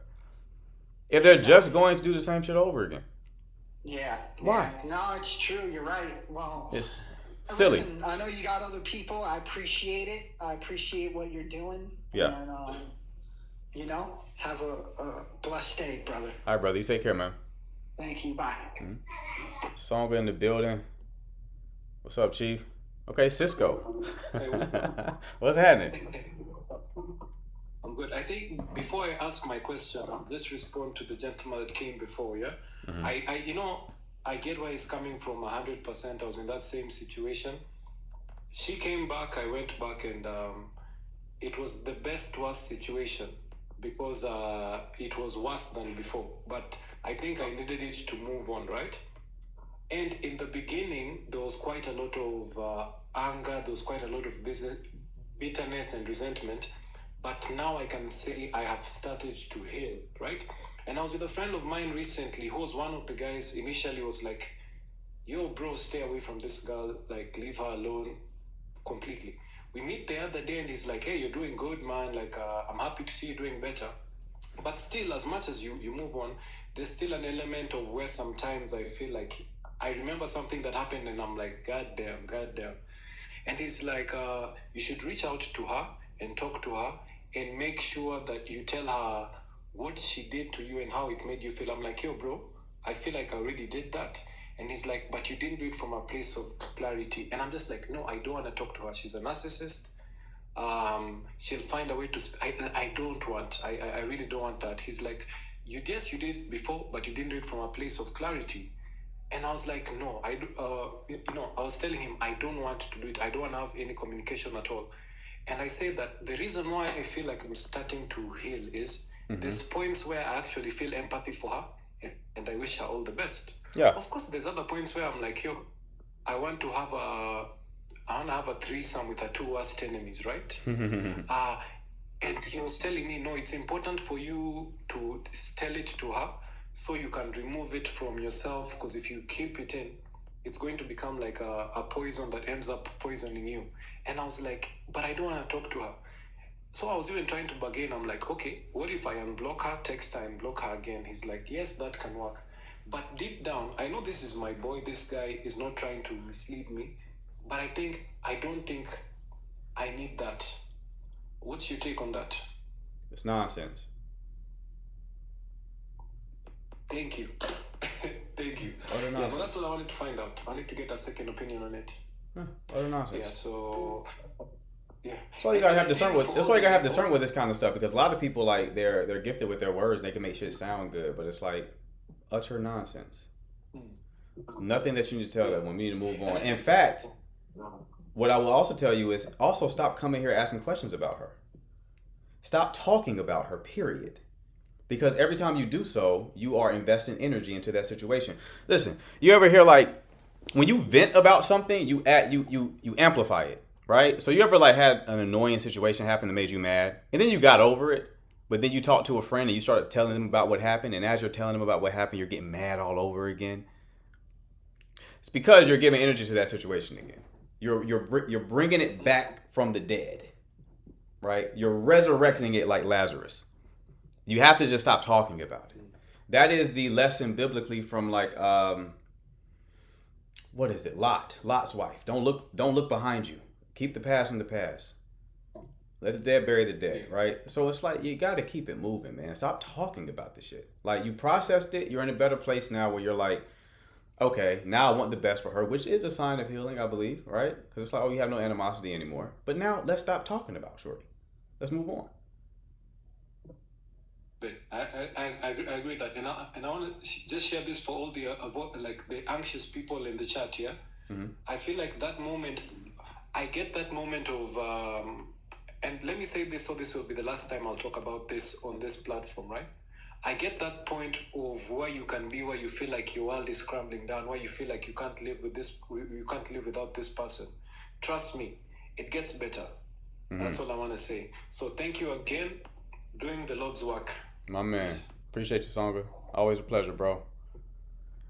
All right, who we got? Jawado? What's up, man? Jawado, yeah. Jawado. With the A's. What's happening? Yeah. How you doing, man? Good. No, I was joining. I was trying to get insight and, like, your opinion on even directly a definition of what you go by on what an avoidant is. I mean, ironically enough, I know it's been kind of the theme of the live, but the reason why was because of the past dating transgression that I had. She called me an avoidant based off of like going to her TikTok profile too many times after our first date, but not following. And she called out how it's oddity, right?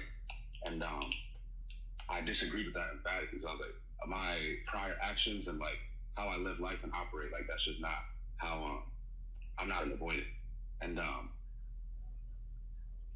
I was trying to see what an avoidant is, but, like, from you directly. So she said, so you were going to her you were going to her TikTok profile, and then she saw that you went to her TikTok profile and you didn't follow her. So she said, because you didn't follow her, you're an avoidant? Yes. Ridiculous. Here's the thing. This is why I hate even using the word avoidant, bro, because it's becoming the new narcissist. It's become, in 2026, avoidant is going to replace narcissist. I guarantee it. Where people are going to use the lingo and have no idea what the fuck they're talking. So many women, like, there's like 3% of confirmed, like, narcissist males in, like, the US. 3% of men are narcissists, like, legitimate, right? But yet 90% of women have dated one. How does that math work out, right? So it's just going to become the new narcissist, where people are just like, this is her bird logic. You went to my page and avoided following me, so now you're an avoidant. So she thinks that if you avoid something, you're an avoidant. That's most likely the logic that she's operating from. Not a lick of sense. So an avoidant is somebody who has a fear of intimacy. They fear closeness. And they do whatever they can to avoid it. Yeah, that's what I saw on WebMD when I looked at it. Because I didn't know what it was when she said it. So I was like, all right, let me go see what's good. Yeah. And I was like, yeah, I've literally been operating, my actions and my statements have all been the exact polar opposite of that. So I'm like, how are you so quick to jump to that with this one evidence to support? Mm-hmm. But, and then there was also like the context behind it on my end where like the major like elephant in the room was there was like but she has an intimate romantic history with like my best friend that prior to me engaging with her and initiating that like romantic dating dynamic, and they had talked about it, and he told me like that she wanted to address it with me directly and for him not to tell me. And so even though he did tell me, so I already knew that, and so I was more like, I also wanted to see like, is it like wild or wrong to like, I still want to know like and find out how much, if any, the prior like romantic intimate history with like my boy like made her scared or like affected like her engagement or like what she was on with like how our dating aspect was. So she dated your homeboy and she didn't want him to tell you, and then he ended up telling you? No. They didn't date. They just were sexual for a little bit, but it wasn't a romantic relationship. Okay, so you just slept together. Yes. Okay. Multiple times. And your question is if that impacted like her connection towards you? Yes, and her like engagement and approach. Okay, so what's the context as to like how? Okay. She never addressed it on her, but I found out like he directly told me on his own. Okay. And it was like, and mind you, this is like we've only like the initial engagement. I hit her up like not even. It was like a week before Christmas in 2025. Yeah. This is literally just the last month.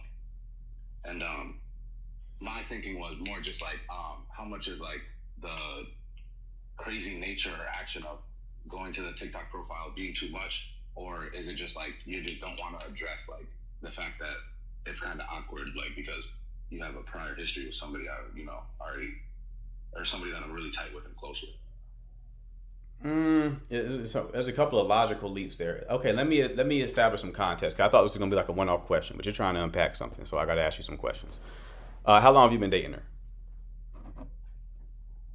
It was 1 day, and we were only talking for the month. Like the first time I messaged her was like December 19th or something. Okay, so you messaged her like online, and y'all talked for like a month. And y'all went on one date within that month. Yes. Okay. And then you go to her TikTok profile a couple of times and you don't follow her, and then she messages you about it and says you're avoidant. Yeah. Okay. It was a little more, but yeah.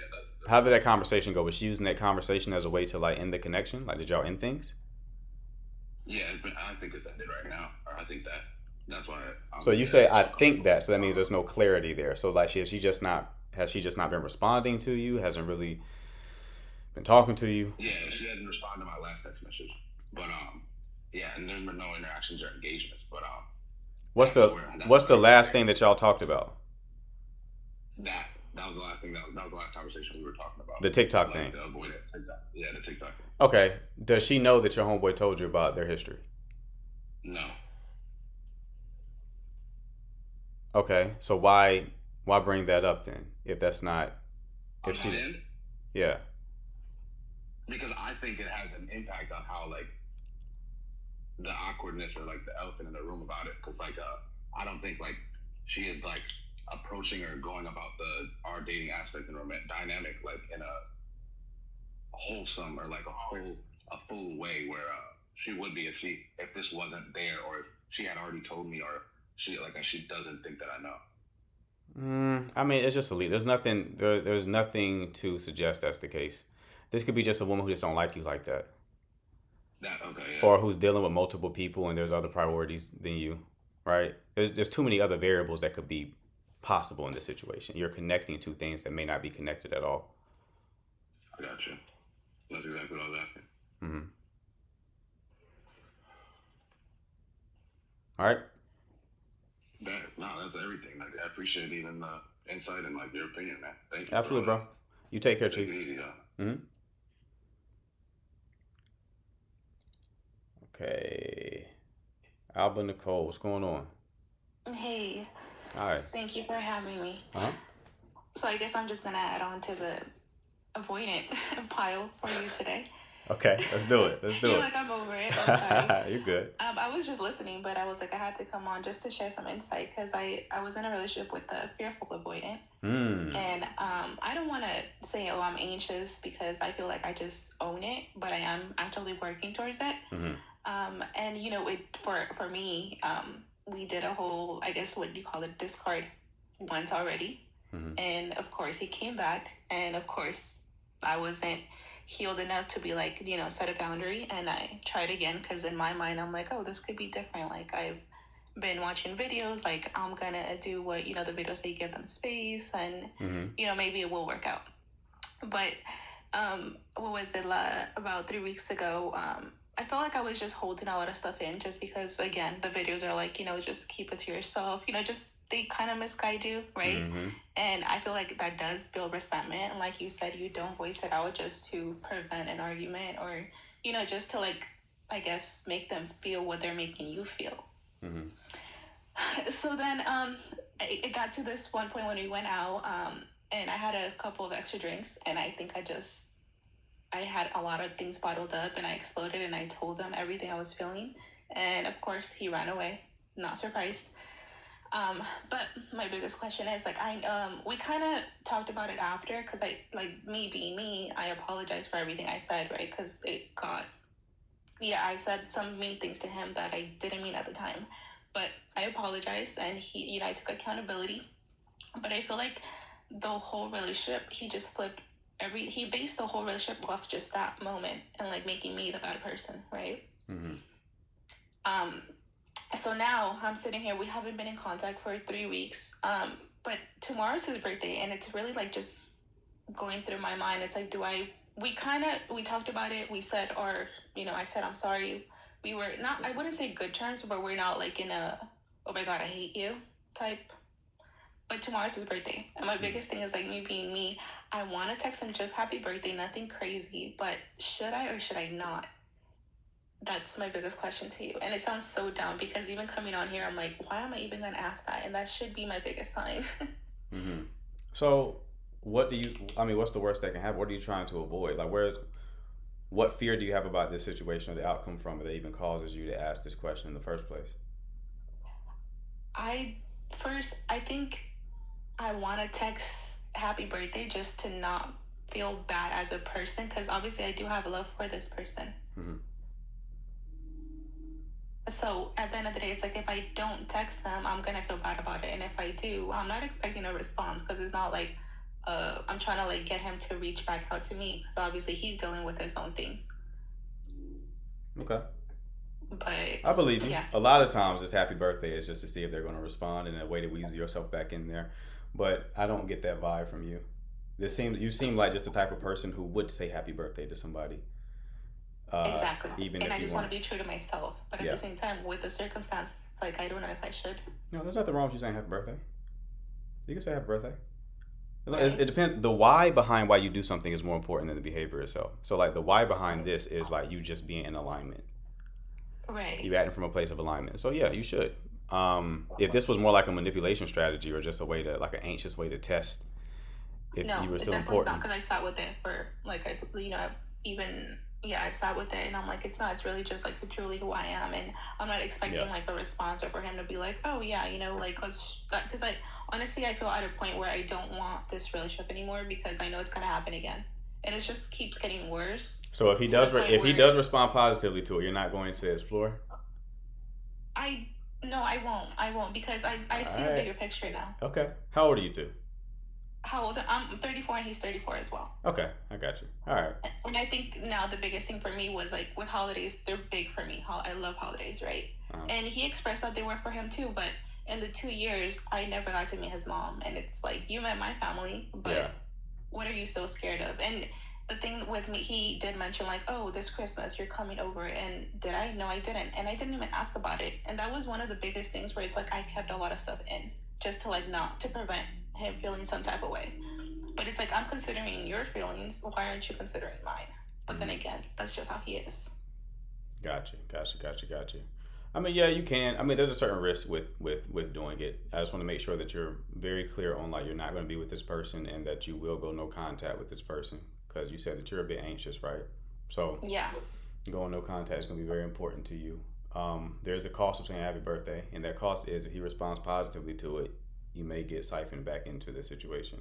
No, you don't think you do. You think you will, but you might if he responds. So if he apologizes or something like that and tells you like, you know, I wanted to be better for you, blah, blah, blah, blah, blah. You might be like, well, I think he's genuine. It might can work. And you're in the same goofy situation again. So send it if you want. Just know that is the risk that you're running.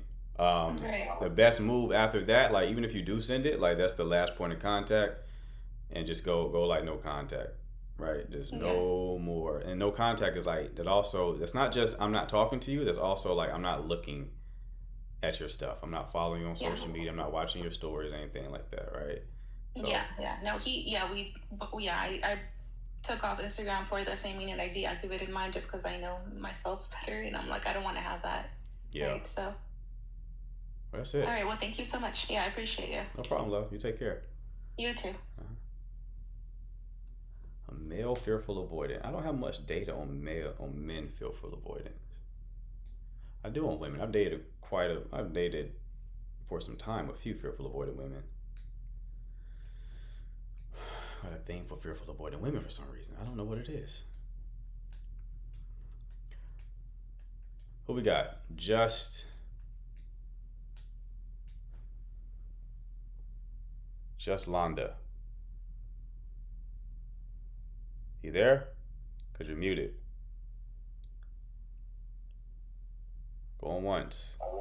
Okay, can you hear me? Yeah, what's going on? Can you hear me now? Uh-huh. Hi, how are you? Great, how are you?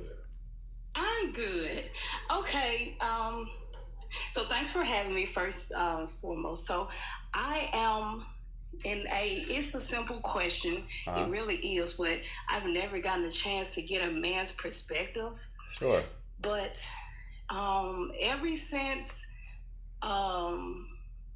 like my mid to late 30s, I'm 40 years old, but ever since my late and like mid to late 30s, I want to know, and I don't know if it's a simple answer or not, but why are so many like older men attracted? Like, it seems like they are the main ones that shoot their shots, you know, like, and I kind of am like wondering, like, is there a certain thing that women particularly give off that only attracts a certain age bracket? Or like, I kind of don't understand, because like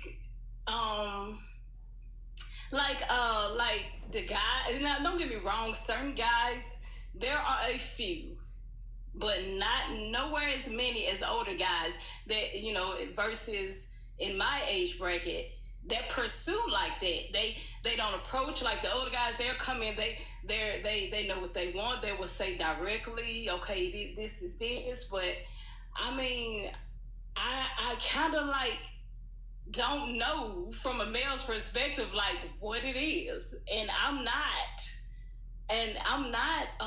a Susie Homemaker kind of lady, but I just I don't know. Like, is there anything that you could kind of give me that kind of would help me understand why so many are attracted? So you're saying that you're attracting primarily older men? Yes. Okay. And when I say older, I'm not speaking on 5 years, 6 years, 7 years, 8 years. I'm talking about like 10, 15. Like, the most recent one was like a 21-year-old difference. How old are you? I'm just 40. Okay. Where are you meeting them? Everywhere. Like one was just at my job, and I just had on scrubs. And the other one, you know, I met him at like my cousin's like birthday dinner thing. So it's not like out and about at like a club for older people. It's just like sometimes at a store. You know, just different places. I mean, men who are like 50 will go after women who are 40. You know, I mean, you're describing a very normal experience. I'm having a normal. Okay, so 60 as well. Mm-hmm. Yeah, 40. Yeah, that's within the ballpark range for women that they date.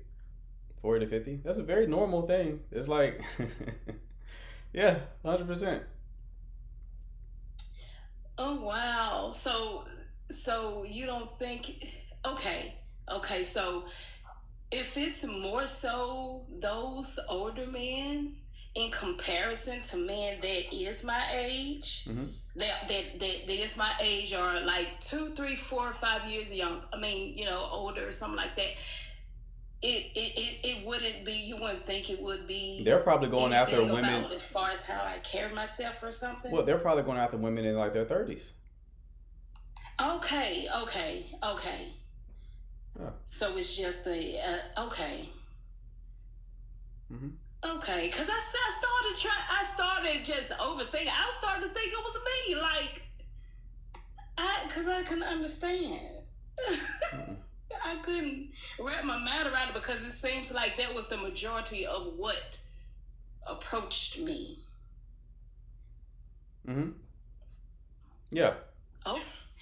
Okay, so even like if I was 30, a 40-year-old, that would be normal. Okay. Mm-hmm. Well, it's a simple question, but I never got a man's perspective. So I know it seemed like a crazy simple question, No, but you're I good. really wanted to know. I Yeah, did, you're fine. because I only had like my friend girl to talk to about that. Mm-hmm. Because I just didn't know Yeah. if I it get was normal or not. Yeah, it's very normal. I think all the women in the chat are confirmed. That's a very normal experience. But yeah, so it doesn't mean you have to date them, but it's like that's what you're probably going to get as far as like people coming up to you for the vast majority. Oh, okay. So it wasn't. So I feel like, would it be something in particular they want versus like, because the follow-up question besides that is like, do they just want the idea of an older woman? I mean, a younger woman. Like, is it a thrill, so to speak? I wouldn't say it's a thrill. It's it's very complicated. Sometimes it's conscious. Men have always like dated younger women. It's always been a thing, right? And there's a multitude of different reasons, right? You can like take the biological frame, which is okay.